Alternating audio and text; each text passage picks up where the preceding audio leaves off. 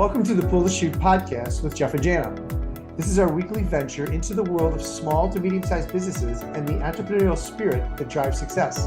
So our goal here is to help you grow and to be the best you can be, both in business and personally. To do that, we identify and we discuss topics that will hopefully help you as you work to build a successful business. We also interview business owners and executives. It's our hope that you may be able to gain insight on ways to help you be a better leader and provide a better culture for your people. Our mission here is to help you pull the chute once a week to work on your business instead of always working in your business. So we hope you find these discussions insightful, helpful, and useful. And thanks for your support. We hope you enjoy today's podcast. Welcome everyone to the Pull the Chute podcast with Jeff and Jana. As we always say, we are so glad that you're here supporting us. Jana, how are things today? How are you doing? They're good. Good. For Friday. Yeah, right. Yeah. And our listeners know we record these on Thursdays and Fridays, but you get them on Tuesdays and Thursdays. So that's how we do it. It's how we roll. So it's a lot of fun. Hey, Jana, we have a really fun guest today. Brittni Cosgrove is here with us. Brittni, welcome to the show. Hi, thank you so much for having me. Sure. So Brittni, as we always like to do, please give our listeners a little bit about your background, who you are, and how you got to where you're at today, because nobody can do it better than you. Absolutely. So I am Brittni. I'm a transformational life and business coach, and I work with people. So sorry about that. I work with people on letting go of any self-sabotaging patterns and really looking underneath the hood at getting to the root of anything that holds us back. I do a lot of subconscious rewiring, a lot of mindset mastery, a lot of emotional mastery work with my clients, and it's all about helping people just live their life on their terms in a way that feels super, super aligned. For me, it all changed back in 2020, as it did for many of us, when for the first time in my entire life, I hit pause. And that was the first year I started my own online business and fell in love with entrepreneurship and the creativity and growth that comes with it.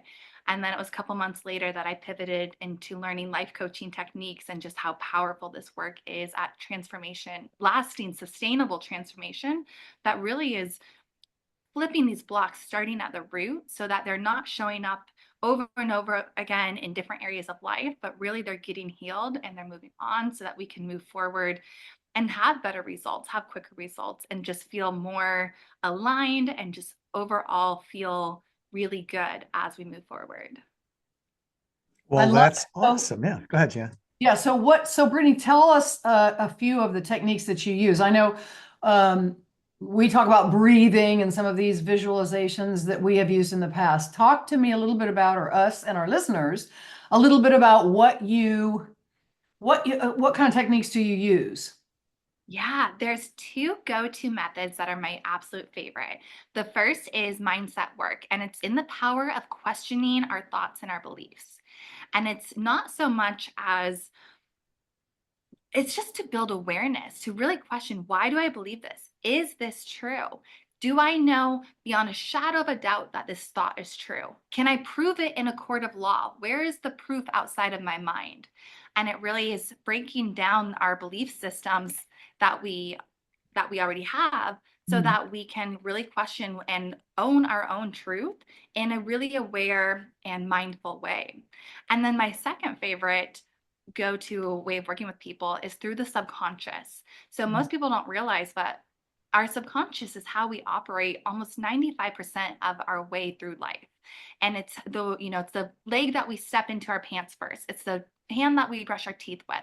We are living in autopilot across the board, and that comes from the subconscious. And then the other thing people don't realize is that so much of the subconscious is actually formed in our childhood. And it's kind of this meaning-making machine, but it's making meaning out of things that are missing context and missing this more conscious perspective. And so when we can dive into what the subconscious is holding on to and the beliefs that the subconscious is holding and following, then by bringing that to light, it kind of goes hand in hand with the mindset, but it's a different kind of backdoor approach so that most of the time, we don't realize that that's what we're operating from until we look into the subconscious by doing different prompts or different journaling exercises to really get that into the conscious realm. That's so interesting. And so from that point, then, Brittni, you then sort of guide them through a new path or new ways to think of things or new exercises. We talk about this a lot in communication in my world, where you learn your communication patterns through your formative years, 5 to 15.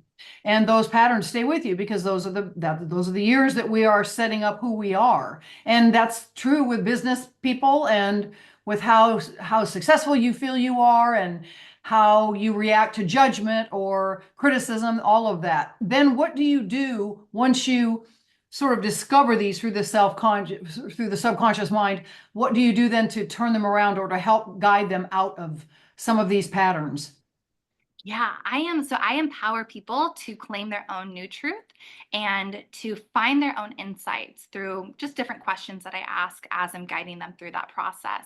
So once we find what that root belief is that is creating the self-sabotage or is holding them back, and we highlight it, I will work with them on meeting that energy. So if it's because of a past experience or a childhood experience and it's more emotional, I'll help them meet that energy, breathe into it, allow the sensations to be there so that that energy can be processed and can integrate and pass through. Or if it's operating more of the behavior level, once they see, oh, this belief is creating these actions, then they know, okay, when I notice myself in these actions, I'm going to stop this pattern. I'm going to realize I'm in the pattern and I'm going to pivot to this new action plan that's actually what I want and is actually productive and actually in the direction that I want to go. All right. Mhm. So you got to give me an example here because I'm trying to grasp my head around this.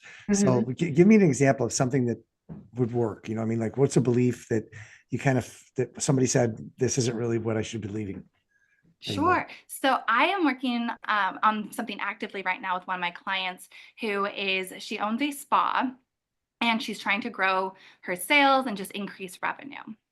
So when we started working around different marketing strategies that she's playing with, I noticed that she was bouncing around a couple different ideas and wasn't giving any of them enough time to actually see results. So when we slowed that down and really looked at why she was jumping from one direction to the other so quickly and why she didn't want to stick with one plan, it was because there was this fear of disappointment that was stemming back to an experience from her childhood with her father. That was the memory itself really isn't what makes a difference. It's the understandings that she took from that conversation. And what she was making it mean is that if I am not going to 100% reach this goal, I should bail on this goal and start something new so that I am not seen as a failure. And when I helped her see this pattern and how it's playing out and see what belief was trickling into her jumping plans, she could see, oh, I'm not a failure for sticking with something. I'm not a failure for seeing something through. And then even from there, we're able to kind of rewrite what failure means to her. And right now she's working on integrating this notion that I only fail when I give up. And so through this, not only were we able to see that her marketing strategies were suffering because she was operating from this fear of failing, but we're also able to more holistically address what is the definition of success on her terms? What is the definition of failure on her terms? So that now we're not looking at success and failure in terms of the numbers. We can apply that to business, but now she's not the failure. She's not successful dependent on this. She's successful when she gets up and goes again, when she follows through, when she holds her vision, even in the low months. And through that, now she's coming from this really empowered and genuinely authentic place of, okay, I can meet myself along the way. I'm going to stick with this one marketing plan and we'll stick with it for twice as long as normal. And we'll just see, we're just playing, we're just experimenting, and we'll go from there. But now, anytime she has those urges to jump ship and go in a different direction, she can really know, okay, is this my pattern kicking up again? Or is this my intuition sparking a different idea? And she knows to look and discern between different ideas as they come in. That's Oh, interesting. yeah, I Yeah. was just say it's really interesting. So, how did you? What's the process like? I mean, kind of is it? And I would assume everyone's different because you got to identify what you're identifying. But in this case, like, how did you identify it went back to her father? I mean, sounds like psychology to me and all that stuff. So, Yeah. So, and there is definitely some psychology roots around it, but the subconscious doesn't operate the way that we think it should. It's not that we can make the thought happen. We have to let the thought happen. And so it was during the session, she had a lot of energy and emotion in her body. And I had her really tune into it by just breathing into it, just creating space for it.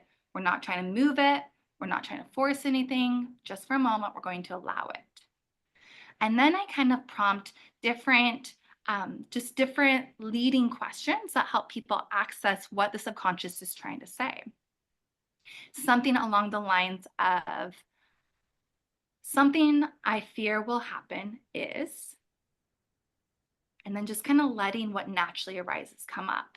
Or a question, I think with her when she was feeling the energies, I think it was something along the lines of, I first remember feeling this way when, and so I'm asking these questions, but I'm leaving the second half open so that internally she can experience or hear or see whatever memory or belief is trying to come through.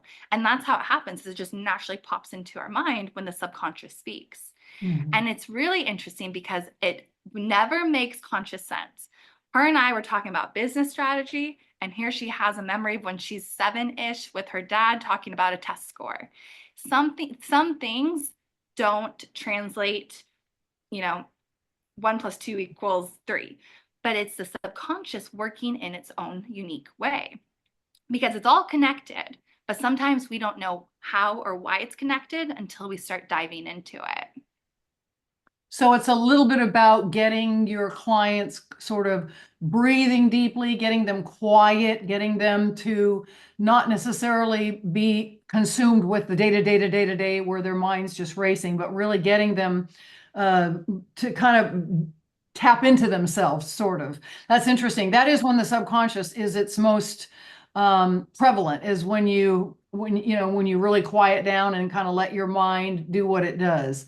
And we certainly tend to go back to our old patterns, our formative years. That's very, very true. I know we use that a lot in communication, in redirecting communication, and understanding skills. So that's interesting, Brittni. yeah. So yeah, what's it like? What's a big win that you've had in this situation with a client, like where you really saw a breakthrough, where it was something really significant to the business? I mean, that was Oh. significant, but give me another one. Give us a big one for our listeners. Do you know what's so funny is that a lot of the times the external things become so much less interesting as the client moves in this work because they start realizing, okay, the money, amazing. Clients, sales, amazing. But really, what they're getting is the internal things, the confidence, the Mhm. authenticity, this genuine self love. Not saying I love myself, but actually living and embodying this self compassion and self acceptance in ways that they never even knew before. And when they start falling in love with life, that's my win. When they are able to love life and love themselves and be all in on the process, even when they're not seeing the results yet, that's what gets me excited because the results will always follow. Mhm. But we lead with ourselves first. Because I have the external things of I've helped so many people start businesses. I have helped people break from never seeing more than 50, 60,000 in a year to making over 6 figures. I have helped people come from a place of not knowing if they ever even wanted to date again to not only just dating, but opening up to love and opening up to being vulnerable and not putting expectation on others. There's so many things like that, but really for me it's when people start having this passion and this fire and this zest for all parts of life and are willing to go through the hard parts because they know it's just part of the process. That's so interesting. So life coach, business coach, which one do you think, well, I can't say it's like a kid, which one do you favor more? But I would imagine you find that the life coaching is compelling because then it rolls into other aspects of their lives other than just business. That's exactly what it is. I love life coaching because it really is all across the board. I love the variety of different people's goals and different people's directions and just seeing the different spices of life. But really, business was where I started. And I think because I fell in love with entrepreneurship as I was getting into this business world, I love startups and I love small businesses because I am so passionate about people doing what they're passionate about. Mhm. And so that's kind of where the business component comes in, as people who they have the direction, they want to be in that control and they want to leave their legacy. Because at the end of the day, I'm not going to tell you how to run your business. I'm going to empower you and guide you to find your answers, your insights, and your own alignment because all of us have different spins to it. And that's the best way for it to be, in my opinion. The more colorful that life is and the more variety that there is, the more that will filter into all parts of life for everyone. It's kind of like that ripple effect. Yeah, it's interesting the approach you're taking there because I find that when I'm working with business leaders or owners, the first thing we do is kind of take a step back and it is more life coaching. It's like trying to figure out where their struggles are personally. And we kind of work through fixing that, if you will, because if they can get that fixed, then the business side just kind of falls into place. Mhm. Exactly. You know. How we do one thing is how we do all things. And as soon as exactly what you're saying, as soon as people realize that and start diving in one direction, there will be results of that work in all areas of their life. In the exact same way, the opposite's true, where if you don't address it in one area of life or just address the surface layer, it's going to pop up again somewhere else. Oh yeah, that's definitely That's- true. that's I for believe sure. that. Yeah. So what's something that you've been working on that you find really difficult? I mean, it's not all, roses and rainbows. And I got to imagine there's a couple of difficult things that you kind of struggle through. Give us a couple of those examples, if you don't mind. Sure.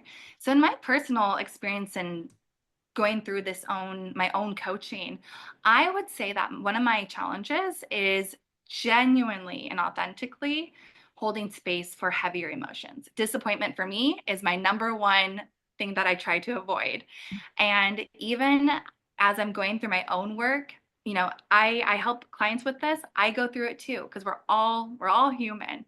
But it's that awareness to not avoid heavier emotions.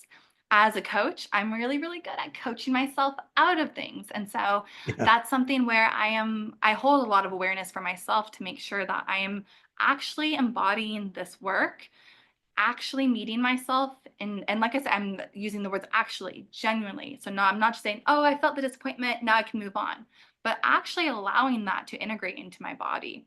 And I use disappointment because that's my number one resistance emotion. But anger took me a long time to work through. So I would say, yeah, these heavier emotions that um, it's much easier to guide through someone else through embracing it Yeah. all.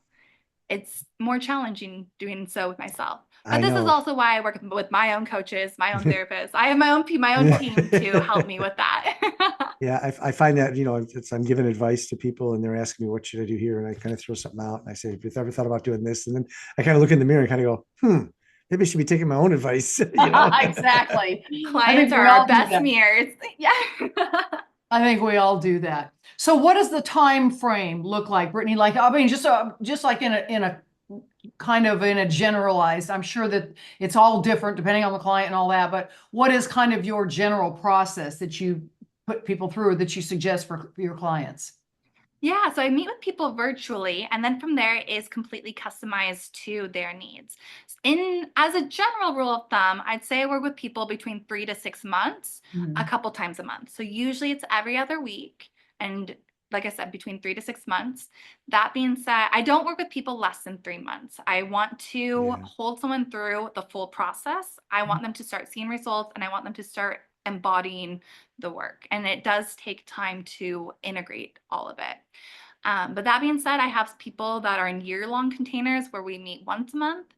I try to get a little bit more frequent, but it's just meeting everyone's needs, whether it's their scheduling needs. And then some people process things different. I have some people that are hungry for the growth and they want to be meeting weekly and they soak it in. And I have to schedule breaks so that they can have breaks versus other people that like the spaciousness and like to see how a session will integrate across different areas of life or across different um, ups and downs to Mhm. see, okay, I thought that this was going to work and it didn't. Let me pivot slightly. And they just process things differently than the speedier ones. So there's no right or wrong. At the end of the day, I hold people through the entirety of I call them containers. So it's not one-off sessions. It's not uh, that short term, but it's more of a package deal that transformation exists within. And then from there, it's up to the client. People will see results on their timelines. If they're all in, we're going to see results at a different rate than people where there's a lot more resistance working up. And again, not right or wrong, not better or worse. Everyone's just different. Yeah, yeah, it's interesting. I find that as well. Hey, Yes. Brittni, so as we kind of wind down here, what's something that you've learned that maybe either you've changed your mind about or something big that you've learned going through this process that you didn't have when you started? What would be one thing? Oh, I love that question. I would say it's going to be around my relationship with perfectionism. Mm. And I might even tag it with what I say about the client because I rewrote success on my terms, very similar to the example I shared earlier. Success to me is never giving up. I would say that right there, learning how to play with the messiness of life and being a human has allowed me to be more creative and be more compassionate, not just with myself but also with others. And from there, I am able to see that I'm not looking for perfect. I'm looking at how I show up, whether that's to life in general or to a specific goal or to the non-fun admin things in the background, whatever it is, I'm looking at how I show up to things and letting go of this right or wrong mentality or perfect or not mentality. It's just how all I can do is control how I show up. Yeah. And that in itself is perfect. Yeah, I think that's a great message because we Yes. and if anything, COVID taught us that as well, right? In the days in the past, if you were on a Zoom call that there was nothing going on behind you and all this other stuff, right? Now we show up as we show up, right? And we're just who we are. Obviously, we try not to show up in Dago tee and shorts, but Yeah. but still, we don't have to show up and be as perfect. And so I love that. I think that's great to do that. So, hey, Brittni, if people want to get a hold of you, how can they do that? I say come say hi to me over on Instagram. My handle is Brittni.Cosgrove. Send me a message, tell me hi, let me know what's going on in your world. I'm happy to support in any way I can. Awesome. Well, thank you so much for being on the show. We really appreciate your insight and love to hear how you're going after this. And transformational is a good word for you because you are doing some transformational things. So Oh, congratulations on that. thank you so much. And again, thank you for having me. This has been so delightful. Thanks. To all the listeners, as always, Jan and I really appreciate you. Keep the emails coming. We always enjoy those. And the feedback is always important as well. Until the next time, stay safe and be healthy.